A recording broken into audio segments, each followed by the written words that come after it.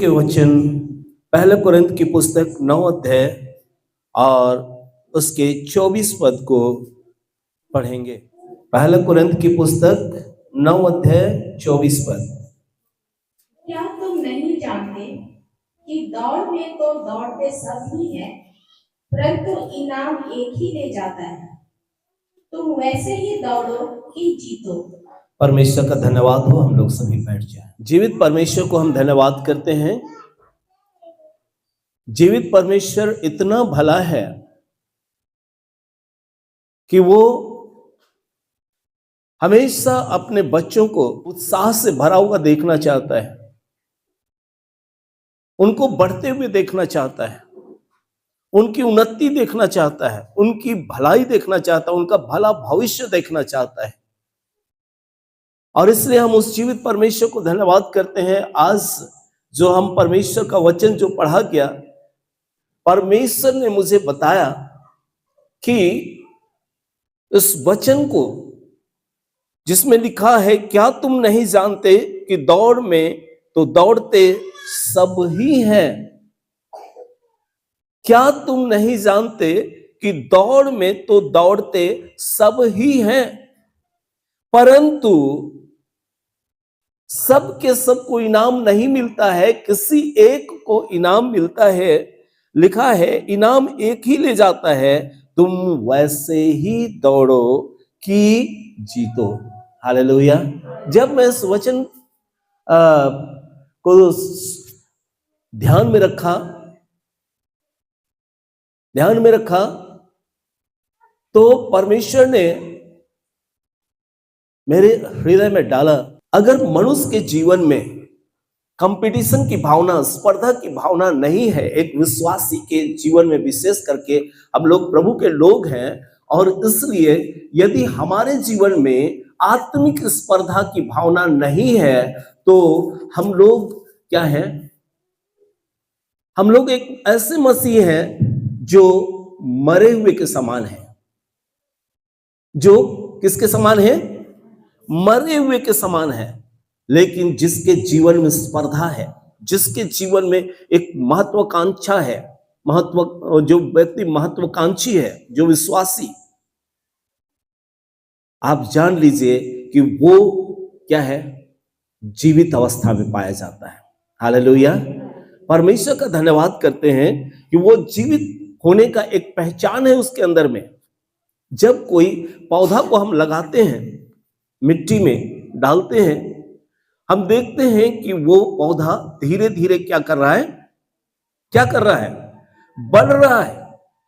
धीरे धीरे वो पौधा बढ़ रहा है। इसका मतलब क्या है? कि वो उसमें बढ़ने की क्षमता है। हालेलुया। आज प्रभु में प्रियो, हमारे जीवन में जब तक उस स्पर्धा नाम की चीज ना हो, हम लोग कभी भी आत्मिक रूप से उन्नति नहीं कर सकते हैं।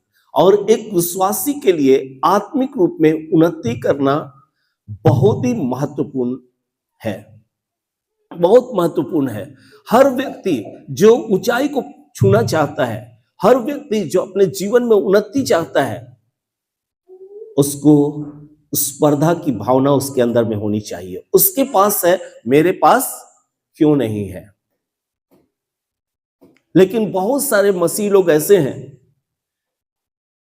जो आज से 15 साल पहले भी वही थे और आज 15 साल के बाद भी वही हैं। कोई बढ़ोतरी उनमें नहीं है, कोई आत्मिक दान वरदान का उनके अंदर में चाहत नहीं है कि वे औरों के समान बढ़ें, वो यीशु के समान पवित्र जीवन जिए, वो यीशु के समान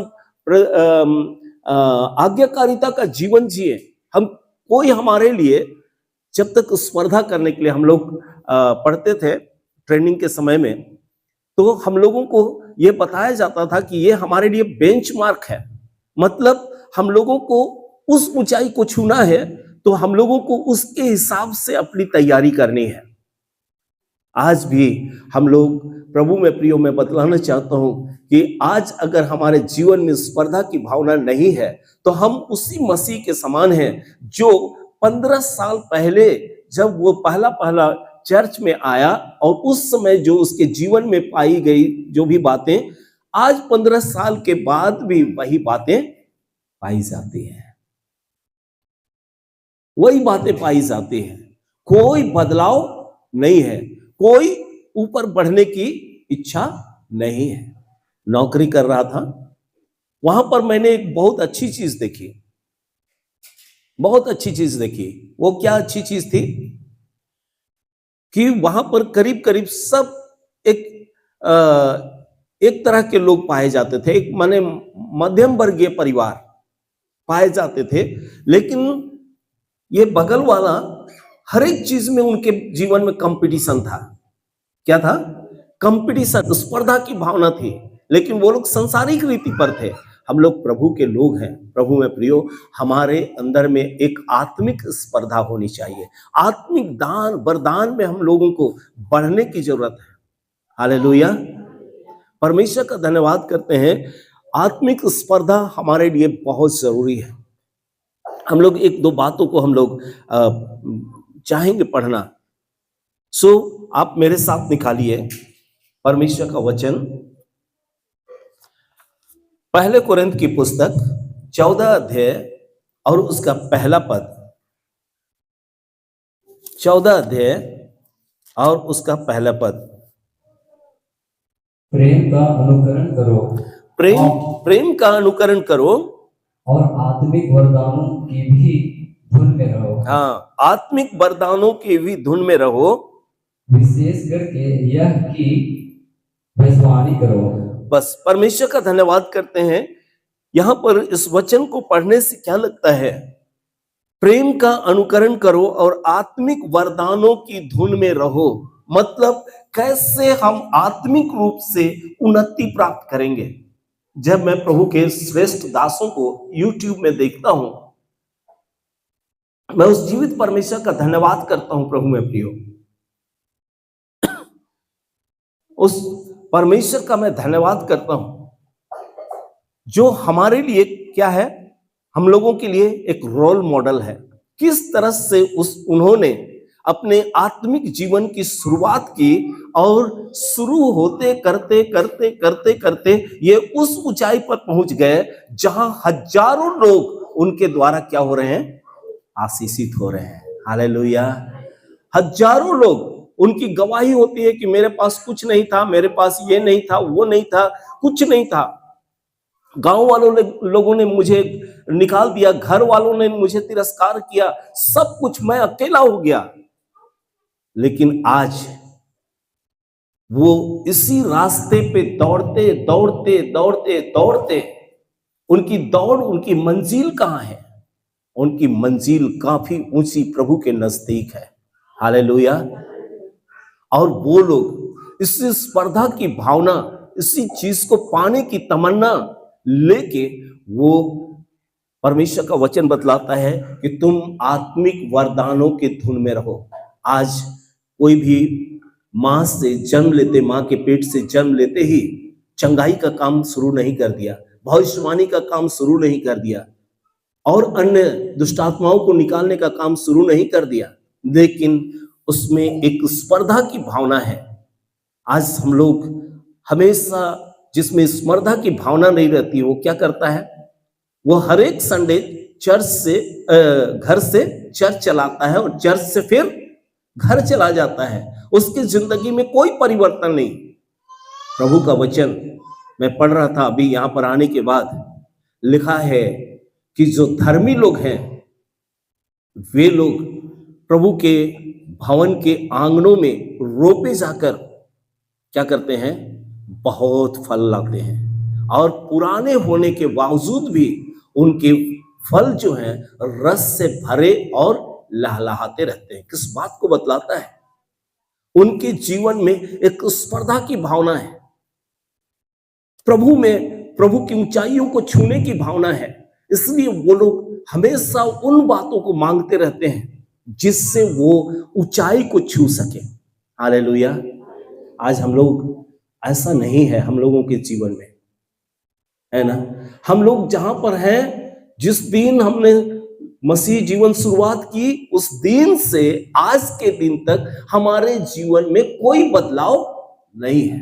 हमारे जीवन में कोई परिवर्तन नहीं है।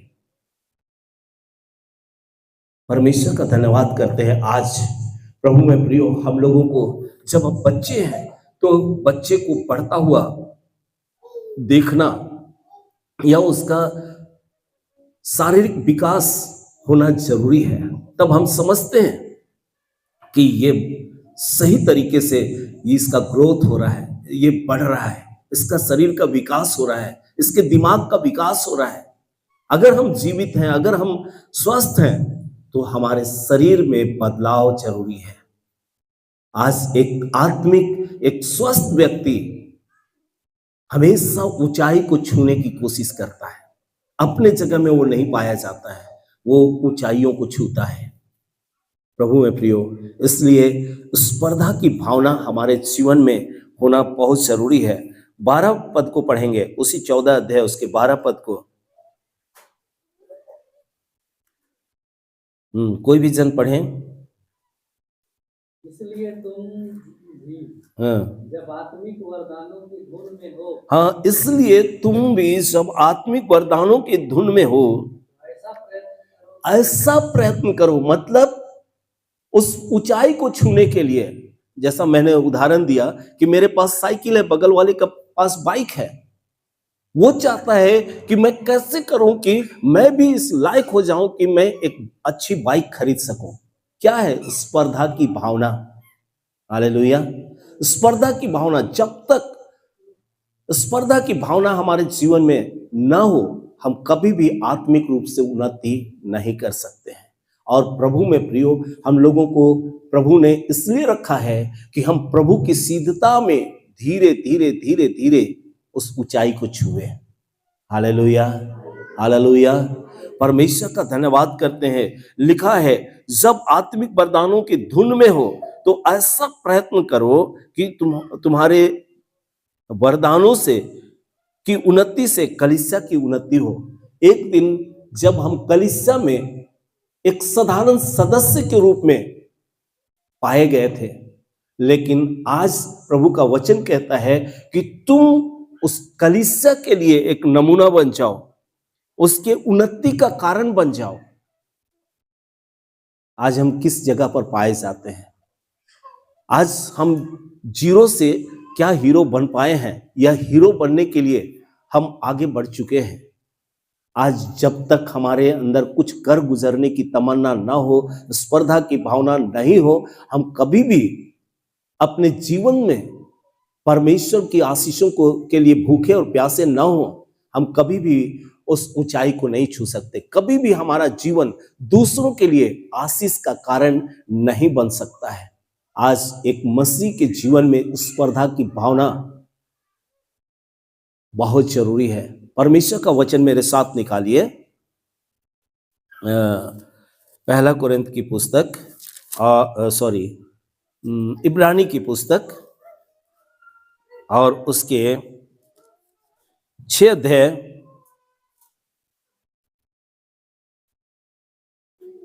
और उसके 11 और 12 पढ़े।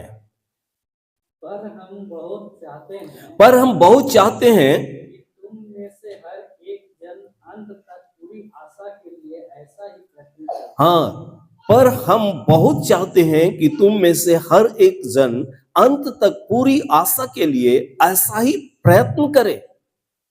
माने स्थिर ना रहे, वो कोशिश करे कि कैसे वो आत्मिक रूप में आगे बढ़ सकता है, कैसे वो उस अनंत जीवन को पा सकता है, कैसे वो प्रभु को अपने जीवन से खुश कर सकता है, कैसे वो परमेश्वर के सामने अपने आप को योग्य घोषित कर सकता है। हम लोग बड़े बड़े दासों को देखते हैं, उनकी सुनते हैं, थोड़े समय के लिए बहुत खुश हो जाते हैं, लेकिन कभी आपके मन में यह हुआ है कि प्रभु ने उस दास को इतनी आशीष की है, क्या मुझे वही परमेश्वर, क्या मुझको ऐसा नहीं कर सकता है? क्या उसके हाथ रखने से लोग चंगे हो जाते हैं, क्या मेरे हाथ रखने से चंगे नहीं हो जाएंगे? उसके लिए उसने क्या किया, कौन कौन सी चीजों का त्याग किया, किन किन चीजों को अप्रिय जाना और किन चीजों को के पीछे वो चल पड़ा कि आज परमेश्वर उसको इतनी ऊंचाई में रखा है। कभी आपने सोचने का प्रयास किया, या कि फिर चर्च तक ही आपका दौड़ था कि आप मसीह बन गए, डूब का बपतिस्मा लिया, चर्च आते हैं, फिर चर्च से निकल के चले जाते हैं, फिर दुनिया में खो जाते हैं, फिर अगला संडे आएगा, फिर हम चर्च आएंगे। आपने अपनी जिंदगी में कुछ भी नहीं चाहा कि परमेश्वर आपको ऊंचा करे, आपको बहुतों के लिए, जैसे अन्य प्रभु के श्रेष्ठ दास लोग इतनी ऊंचाई पे पहुंच गए, हम भी वैसे ही पहुंचे। स्पर्धा की भावना आज बहुत जरूरी है, और इसीलिए मैंने कहा कि जिस भी विश्वासी में स्पर्धा की भावना नहीं है, वो जीवित तो दिखाई पड़ रहा है, लेकिन वो है मरा हुआ। वो मरा हुआ है, उसके जीवन में कोई चाहत नहीं है। एक मरे हुए व्यक्ति के जीवन में कोई चाहत होती है क्या? उसके सामने अच्छा अच्छा खाना रख दीजिए, वो खाएगा क्या? किसी भी चीज को ना कुछ करने की, क्या वो आपके साथ कार में घूमेगा? क्या उसको नए कार की जरूरत है, नया घर की जरूरत है? नहीं। क्यों? इसलिए कि वो मरा हुआ है। एक व्यक्ति जो है प्रभु में, जिसके अंदर में कुछ बनने की या अपने चुनने वाले परमेश्वर को प्रसन्न करने की अगर इच्छा नहीं है, तो वो व्यक्ति मरा हुआ है। वो एक मरा हुआ मुर्दा कलीसिया में आता है और फिर खत्म होता है, वो चला जाता है, फिर वो आता है अगला संडे, और ऐसा करके वो पूरी जिंदगी गुजार देता है। उसका जिंदगी किसी के लिए आशीष का कारण नहीं बनता है। परमेश्वर का वचन अभी हम लोग देख रहे थे,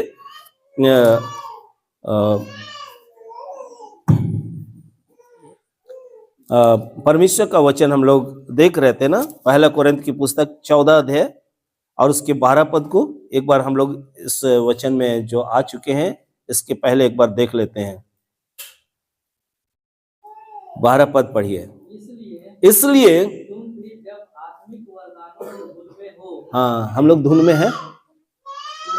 एक मिनट, हम लोग जो यहाँ पर बैठे हैं, क्या हम लोग आत्मिक वरदान के धुन में हैं? कितने लोग आत्मिक वरदान के धुन में हैं? परमेश्वर का धन्यवाद हो। एक हाथ उठा, दो हाथ उठा, परमेश्वर का धन्यवाद करते हैं। हाँ, इधर तीसरा हाथ भी उठा। आत्मिक वरदान के धुन में, आत्मिक वरदान के धुन में किसको धुन है? क्यों आत्मिक वरदान के लिए वो भूखा है? क्यों वो चाहता है? इसलिए कि उसमें जीवन है। हालेलुया। वो जीवित है, इसलिए वो ऊंचाई को छूना चाहता है।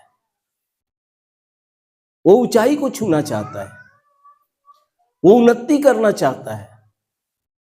कितने लोग संसार में हैं, अपने कोई इन्वेस्टमेंट कंपनी में है, मतलब जहां LIC वगैरह हुआ, चाहे अभी मॉरल ग्रुप हुआ, और बहुत सारे ऐसे कंपनी हैं, उसमें लोग काम करते हैं।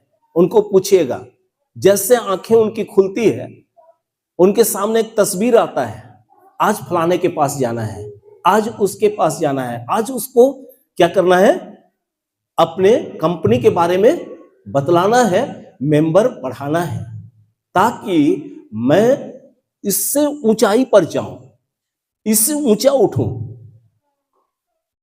लेकिन उसी कंपनी में बहुत सारे ऐसे भी होंगे जो एक ही लेवल में 15 साल से पड़े हुए होंगे। सही बात है, बिल्कुल सही बात है। उसी तरह से प्रभु में हम लोग के अंदर में अगर धुन ना रहे, तो हम कभी भी प्रभु की ऊंचाई को नहीं छू सकते हैं। और इसीलिए वचन में कहता है, दौड़ते तो सभी कोई हैं, लेकिन इनाम एक ही को मिलेगा। इसलिए तुम ऐसा दौड़ो, तुम ऐसा दौड़ो कि तुम क्या करो, तुम जीतो। हालेलुया। मतलब हमारे अंदर एक कंपटीशन की भावना को परमेश्वर डालना चाहता है। हालेलुया।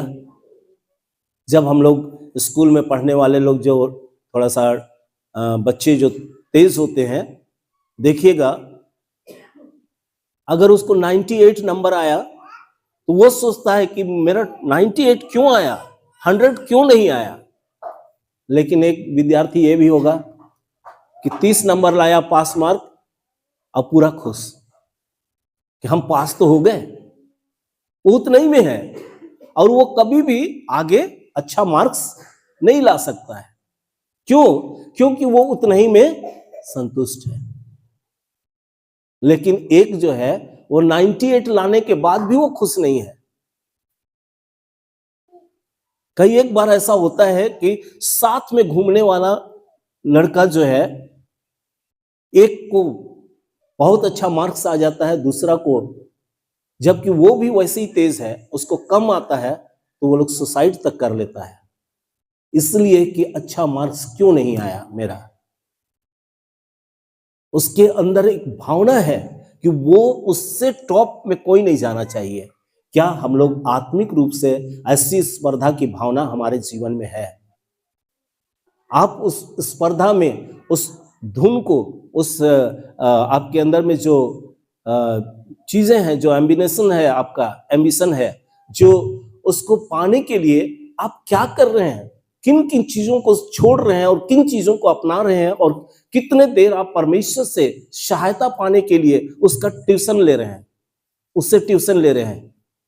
जिस तरह से संसारिक सेकुलर पढ़ाई के लिए लोग ट्यूशन करते हैं, आज परमेश्वर में हम लोगों को भी परमेश्वर से ट्यूशन लेने की जरूरत है, ताकि आप अच्छा कर सकें, आप परमेश्वर की भावना को समझ सकें। क्लास में 60 स्टूडेंट होते हैं, लेकिन ट्यूशन में 60 स्टूडेंट नहीं होते हैं, कम लोग होते हैं, और इसलिए सर का फोकस जो होता है उस स्टूडेंट पर ज्यादा होता है, क्योंकि कम लोग होते हैं। मेरी बात को कितने लोग समझ रहे हैं? परमेश्वर का धन्यवाद हो।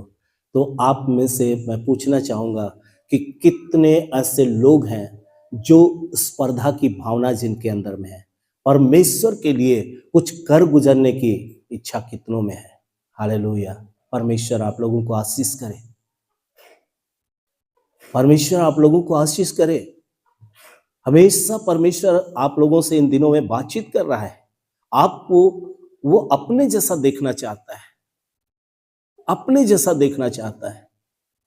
आज हम लोगों को परमेश्वर का वचन कहता है, देखेंगे नहीं, इब्रानी 12 में लिखता है कि हम उस प्रभु उद्धारकर्ता की ओर ताकते रहें, उस प्रभु उद्धारकर्ता की ओर क्या करें? ताकते रहें, जिसने सब कुछ त्याग दिया और उसने प्रभु की इच्छा को पूरी करने के लिए हर कुछ सह लिया। उसका एक उद्देश्य था कि मैं अपने पिता को प्रसन्न करूं, उसकी इच्छाओं को पूरी करूं, उसके लिए चाहे मुझे कितना कुछ भी करना पड़े। आज हम लोग बहुत आसान वाला मसीह बनना चाहते हैं ना, आना है, ताली बजाना है, सुन लेना है, एक दूसरे कान से निकालना है। मैं पूछना चाहूंगा कि पिछले रविवार को हम लोग किन बातों पर चर्चा किए थे? किन बातों पर चर्चा किए थे? किसी को पता है? किसी को पता है? जिसको पता है हाथ उठाएंगे, बोलेंगे नहीं। किसको पता है? मतलब कोई नहीं सुने क्या? हाँ, क्या बात हुई थे? कोई नहीं। बहुत सारा काम रहता है, इसलिए हम लोग भूल जाते हैं। हम लोग गुलामी के विषय में बात किए थे। परमेश्वर का धन्यवाद हो कि आज हम लोग, यही हमारे जीवन में कमी पाई जाती है कि हम पिछला लेसन को भूलते चले जाते हैं। नई चीजें आती है, उसको भी अगला सप्ताह भूल जाएंगे। प्रभु में प्रियो, केवल आने से और कुर्सी गर्म कर लेने से हम जहां हैं वहीं रह जाएंगे, परमेश्वर के कोई काम नहीं आएंगे। परमेश्वर का धन्यवाद करते हैं। मैं इन दिनों में बहुत लाइक करता हूं प्रभु के श्रेष्ठ दास, कि जितने श्रेष्ठ दास लोग हैं, मैं दुआ करता हूं प्रभु इनको और ऊंचा कर, क्योंकि मैं एक सिद्धांत को जानता हूं, एक सिद्धांत को जानता हूं मैं, जो बाइबल के अंदर दिया गया है। आप एलिय्याह को ऊंचा उठते देखेंगे तो परमेश्वर आपको दोगुना सामर्थ्य देगा। हालेलुया। आप उसको ऊंचाई पर पहुंचाएंगे, परमेश्वर आपको अपने धर्म में दाहिने हाथ से ऊपर उठाएगा। हालेलुया। इसलिए प्रभु में अगर आपके अंदर स्पर्धा की भावना है, बढ़ने की भावना है, तो आगे वाला को ढकेलना होगा। हालेलुया, आगे वाला को ढकेलना होगा ताकि आप आगे बढ़ सके। हालेलुया, परमेश्वर का धन्यवाद करते हैं। इसलिए प्रभु व प्रियो, आज आपको बोलता है कि गेहूं का दाना जब तक भूमि में पड़ के मरता नहीं है वो अकेला रहता है, लेकिन जब मर जाता है वो कई गुना फल लाता है। हालेलुया, परमेश्वर का धन्यवाद करते हैं। आज स्पर्धा की भावना हमारे लिए बहुत बहुत बहुत जरूरी है। अगर स्पर्धा की भावना नहीं है, आत्मिक दान वरदानों की पाने की इच्छा नहीं है, परमेश्वर का वचन में लिखा है, इसलिए तुम भी जब आत्मिक वरदानों की धुन में हो तो ऐसा प्रयत्न करो कि तुम्हारे वरदान से कलीसिया की उन्नति हो, औरों की उन्नति हो।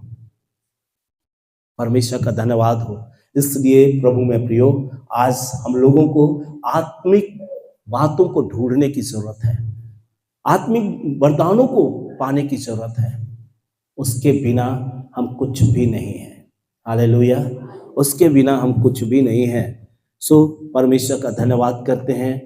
प्रभु हम लोगों को आशीष करे कि हम लोग स्पर्धा की भावना रखें, हम लोग आत्मिक वरदानों की धुन में रहें, उसको पाने की लालसा रखें।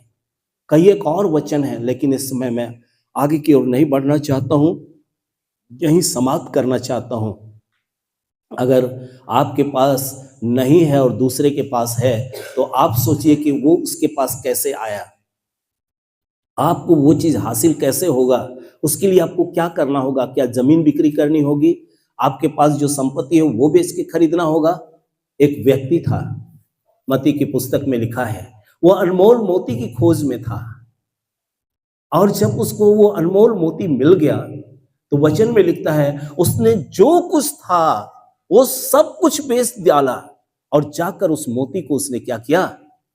खरीद लिया। हालेलुया, आज उस ऊंचाई को छूने के लिए क्या कुछ आपको त्याग करना होगा। अगर आपके अंदर स्पर्धा की भावना है तो आप वो करने के लिए हर शरीर की इच्छाओं को आप मारेंगे, हर प्रकार की बुराइयों से परे रहने का कोशिश करेंगे। उस ऊंचाई को छूने के लिए आप हमेशा परमेश्वर से लगे रहेंगे कि प्रभु मुझे चाहिए तो चाहिए तो चाहिए, मुझको ये दे, क्यों नहीं देगा? तू कहता है मांगो तो तुम्हें दिया जाएगा, ये क्या तेरा वचन नहीं है? परमेश्वर का धन्यवाद करते हैं। मैं परमेश्वर के वचन का प्रकाशन पाने के लिए प्रभु से मांगता हूं, छिपी हुई बातों को सिखला, बता। परमेश्वर का धन्यवाद करते हैं। ऐसा ही मैं परमेश्वर से मांगता रहता हूं कि प्रभु मुझे दे, और प्रभु से कहता हूं कि प्रभु तुझे स्मरण होगा कि आज तक मैंने संसार की कोई चीज नहीं मांगी। तेरा वचन में लिखा है कि तुम मांगते और पाते नहीं क्योंकि बुरी इच्छा से मांगते हो। प्रभु तू तो सब बातों को जो मन में उत्पन्न होता है जानता है। तू बता मुझे कि मैं जो मांग रहा हूं तुझसे, क्या मैं बुरी इच्छा से मांग रहा हूं? मैं तेरी महिमा के लिए मांग रहा हूं, इसलिए तुझे देना होगा। तूने वादा किया है मांगो तो तुम्हें दिया जाएगा। आप लोग कितने लोग ऐसे झगड़ते हैं परमेश्वर से, मांगते हैं। याकूब बिना झगड़े हुए आशीष नहीं पाया, है ना? उसने झगड़ा किया, उसने परमेश्वर से, परमेश्वर के दूत से झगड़ा किया, और उसके एवज में उसको एक नया नाम मिला, इस्राएल। हालेलुया, परमेश्वर का धन्यवाद करते हैं। अगर आपके जीवन में एक बदलाव चाहिए, आपके अंदर स्पर्धा की भावना होगी। हालेलुया, और वही स्पर्धा की भावना आपकी जिंदगी को बदल देगा। आप परमेश्वर के लिए उस आशीष को हासिल करेंगे जो परमेश्वर आपको देना चाहता है। इसलिए मैं चाहता हूं कि हम लोग प्रार्थना करना सीखें, मांगना सीखें, प्रभु से झगड़ना सीखें कि प्रभु हमको चाहिए, चाहिए तो चाहिए। चाहे वो रात के 12 बज जाए, 2 बज जाए, 1 बज जाए, 3 बजे आपकी नींद खुल जाए, 2 बजे नींद खुल जाए, कोई प्रॉब्लम नहीं है, लेकिन मुझे तो चाहिए। हालेलुया, परमेश्वर का धन्यवाद कर। जिसको बुद्धि की घट्टी हो वो परमेश्वर से मांगे, जो बिना उलाहना किए उदारता से देता है उसको भी दी जाएगी। लेकिन हमारे अंदर में कोई स्पर्धा की भावना नहीं है। परमेश्वर का धन्यवाद हो। आज कितने मसीह लोग ऐसे हैं जिनके जीवन में कोई स्पर्धा नहीं है। आना है जाना है, आना है जाना है। न उनकी जिंदगी किसी के आशीष के लिए काम आएगी, न और किसी तरह का, न वो खुद उन्नति करेंगे। आप टटोले कि आपका जीवन क्या ऐसा ही है? और अगर ऐसा है तब तो दुख की बात है, लेकिन अगर आपके अंदर स्पर्धा की भावना है, वो कैसे आगे बढ़ जाएगा? मुझको तो उससे भी आगे अधिक दान और वरदान पाने हैं, मुझे उसके और करीब रहना है, मैं दूरी बना के रहना नहीं चाहता हूं। आप निश्चित प्रभु के नजदीक पाए जाएंगे। हालेलुया। क्योंकि परमेश्वर उसी की भूख को मिटाता है जो भूखा पाया जाता है। हालेलुया। उसी की प्यास को मिटाता है जो प्यासा पाया जाता है। इसलिए प्रभु हम सबको बड़ी आशीष करे और हम लोग उन ऊंचाइयों को छूने के लिए प्रार्थना किया करें और उसके लिए प्रयत्न करें। प्रभु का वचन कहता है प्रयत्न करो, प्रयत्न करो, यत्न करो। कैसे तुम कमजोर हो, कैसे तुमको आशीष नहीं मिली, दूसरों को कैसे आशीष मिल रही, तुम में क्या कमी है कि तुम फेल हो रहे हो? पता चल जाएगा कि आपके अंदर में भी वो बात है, लेकिन आपने उसके लिए कोई भी प्रयत्न नहीं किया। हम लोग अपने को जांचें कि हम लोग कैसे हैं, हमारे अंदर स्पर्धा की भावना है कि नहीं। मैं नहीं कह रहा हूं, बाइबल कहता है ऐसे दौड़ो ना कि पीछे सबको छोड़ दो, तुम आगे बढ़ लो तभी तो पाओगे। तो सबको पीछे छोड़ो और आगे बढ़ो, इसकी भावना होनी चाहिए। प्रभु हम सबको बहुतायत के साथ आशीष प्रदान करें।